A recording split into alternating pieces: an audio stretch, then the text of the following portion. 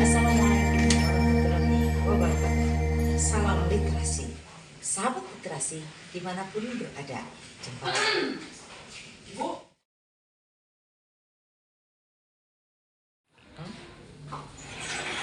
Assalamualaikum warahmatullahi wabarakatuh. Salam literasi, sahabat literasi dimanapun berada. Jumpa lagi dengan saya, Eva Farida Zubaidah dari SDN Ciwidey 4, Kecamatan Ciwidey. Pada video kali ini, saya akan menyampaikan sebuah dongeng yang merupakan tantangan di bulan April dari tantangan Leksa Membedas 2024. Ini cerita tentang yang berjudul Kalah oleh si Cerdik. Si cerdiknya siapa? Penasaran kan? Yuk simak dongeng yang akan saya sampaikan.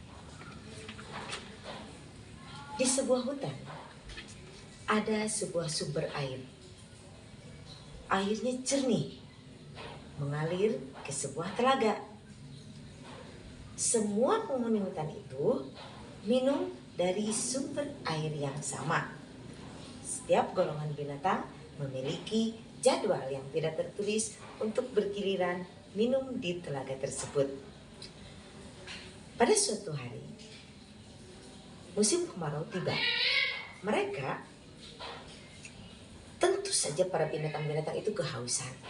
Tetapi binatang-binatang itu tidak ada yang berani minum di telaga itu, bukan pada jadwalnya.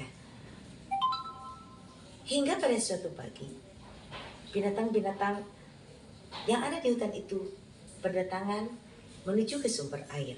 Sampai di pinggir telaga, mereka heran, airnya kotor. Ternyata kotor karena digunakan oleh badak untuk berkubang. Semua binatang hanya mampu mengelilingi telaga tersebut tanpa berani menegur kepada si badak. Mereka hanya menyaksikan tingkah laku si badak. Dan si badak, dia merasa diperhatikan. Dia terus senyum-senyum sambil terus melakukan kegiatan berkubangnya. Karena dia tahu binatang-binatang yang lain memperhatikan dan dalam kehausan. Hari dan hari begitu, sehingga para binatang itu akhirnya bermusyawarah. Para binatang bermusyawarah bagaimana cara untuk mengusir si badak atau supaya si badak segera meninggalkan telaga. Diawali oleh sang harimau. Dia bertanya kepada semua binatang yang ada, siapa yang berani untuk mengusir si badak atau mengalahkan si badak? Kerbau menggelengkan kepala, ia tidak sanggup. Monyet pun sama, dia tidak sanggup. Bahkan ular pun tidak mampu. Merasa bahwa badak itu besar, jadi dia tidak mampu melilit badak dengan badannya. Semua binatang tidak ada yang mampu. Akhirnya harimau berpikir, teman-teman, bagaimana kalau kita tidak mampu, kita minta tolong kepada sang kancil. Bukankah dia pintar? Bagaimana kancil? Harimau pun bertanya kepada sang kancil. Apa yang dijawab oleh sang kancil? Ih, kalian itu nggak tahu malu. Saya kan kecil dan saya tidak punya kemampuan apa-apa. Masa kalian percaya? Ayolah kancil, kami percaya kamu bisa karena kamu pintar. Keluarkan semua kepintaranmu. Baik kancil. Dan akhirnya sang kancil pun berpikir mendar-mandir bagaimana cara untuk mengatasi si badak agar bisa keluar dari telaga tersebut. Akhirnya sang kancil tersenyum-senyum sendiri. Ia menemukan sebuah ide.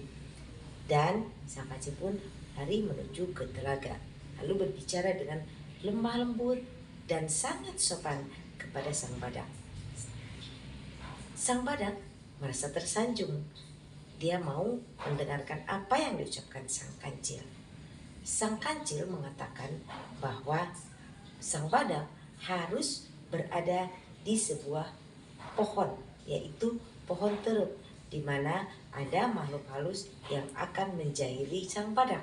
Karena percaya, sang badak pun pergi ke tempat tersebut yang ditujukan oleh sang kancil.